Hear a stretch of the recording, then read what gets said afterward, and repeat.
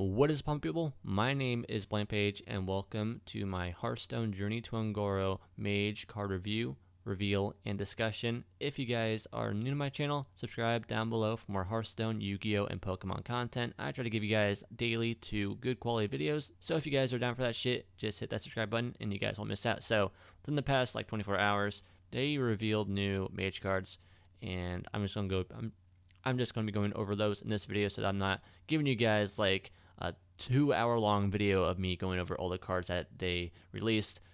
So yeah, that's why I'm making this for Mage. So if you guys want to find the other videos for the other classes, as well as just the other videos that I went over in general about the new cards that they released, playlist will be at the very top of my description box for that. So yeah, just click that if you guys missed a video or two.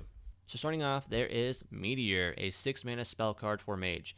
Deal 15 damage to a minion and 3 damage to adjacent ones. That is insane. That's going to kill anything. That's going to kill everything. This with Malygos is stupidly gross. So overall, I think this is a very good card. Thank God it's to a minion. 15 damage to face would be gross, especially if Malygos on top of it would make it even more gross. So Meteor, I think it's a very good spell card for what it's worth. 6 mana is pretty good. That can beat out Blizzard sometimes. That can beat out even Flame Strike sometimes. So Meteor, I think, is very, very good. And with spell damage at +1 does 16 and then 4 to each side, which most likely will kill everything. And with Malygos, I don't even want to talk about that. That's death to everything. That's death to even most Cthuns. So overall, I think Meteor is good for what it's worth. 6 mana is not too low, not too high. So I think it's a good card, and it will be ran for sure at maybe 1 or 2. Next card we got is Molten Reflection, a 4-mana spell card. Choose a friendly minion, summon a copy of it. So this can be good for death rattles, it can be good for taunts, and it can be good for other like legendaries that don't have battle cries, or just cards in general with good attack and health. Molten Reflection is good for its mana worth, and I think it's going to be a pretty good card for Mage. You guys can get 2 Antoniduses, for example, to where you guys can keep getting a shit ton of fireballs and so forth. So I think this is a very good card, and you guys can definitely see it get ran at 1 to 2 in most Mage decks, especially in ones where you guys have to complete the Time Warp quest, which we'll be going over next. Next we got is Open the Waygate. Quest, cast 6 spells that didn't start in your deck, reward Time Warp. This is Time Warp right here, guys. A 5-mana spell card, take an extra turn. So casting 6 spells that didn't start in your deck can be, I think, in my opinion, rather difficult. But with the right deck, I think this can be really easy as well. But you guys have to play this quest in a specific deck. You guys have to play very specific cards to make sure you guys can get this off by turn 5 or 6, maybe even 7 if it takes a while, if you guys are getting the bad side of RNG. So overall, I think Time Warp is pretty good if you guys are setting up an OTK. My only problem with this is that Time Warp is 5 mana. 5 mana that turn has already been spent. So you guys can't really play Malygos this exact turn.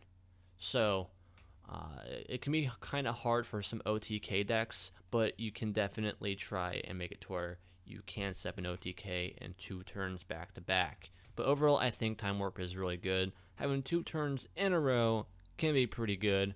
You guys have 15 mana if you guys play this on turn 10 to work around with. So you can take those 2 turns to set up a board. You guys can take those turns to set up a board sweep. You guys can take those turns to set up a good OTK or whatnot. Well, I guess it's not an OTK because it's revolving around 2 turns, but you guys get what I mean. Overall, I think Open the Waygate is pretty good in some Mage decks, and Time Warp I think is also a good card for what it's worth. But yeah, that is my opinion on that, and I think it'll be a fun quest to try and complete. Next card we got to go over is Primordialglyph, a 2-mana spell card. Discover a spell, reduce its cost by 2. So this is a good card. You guys can get like a Flame Strike. You guys can get Meteor, for example. You guys can get Blizzard. You guys can get Arcane Missiles. You guys can get a lot of good cards.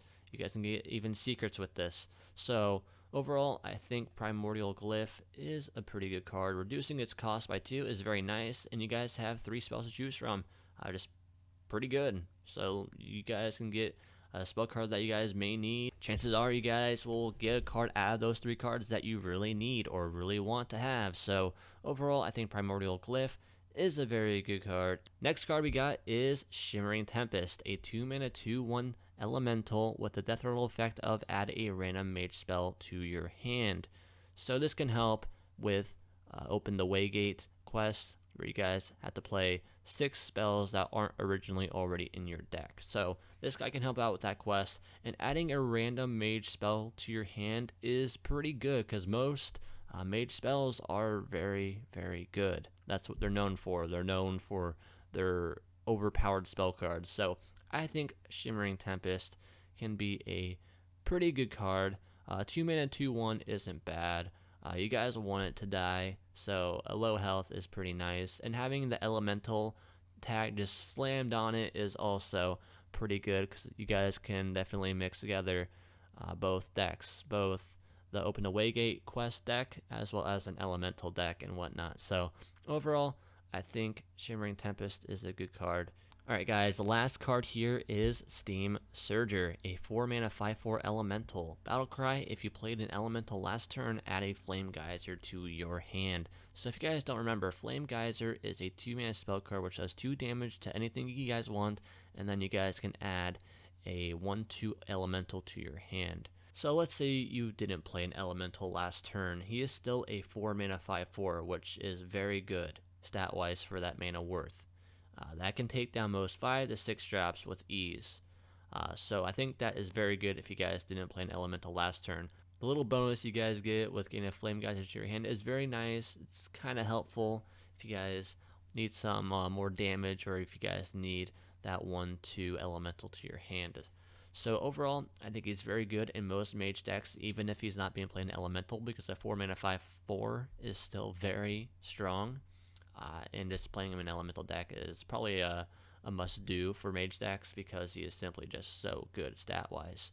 Thank you guys for watching. Hopefully you guys did enjoy this time warp. It's pretty cool. Taking an extra turn is pretty nice.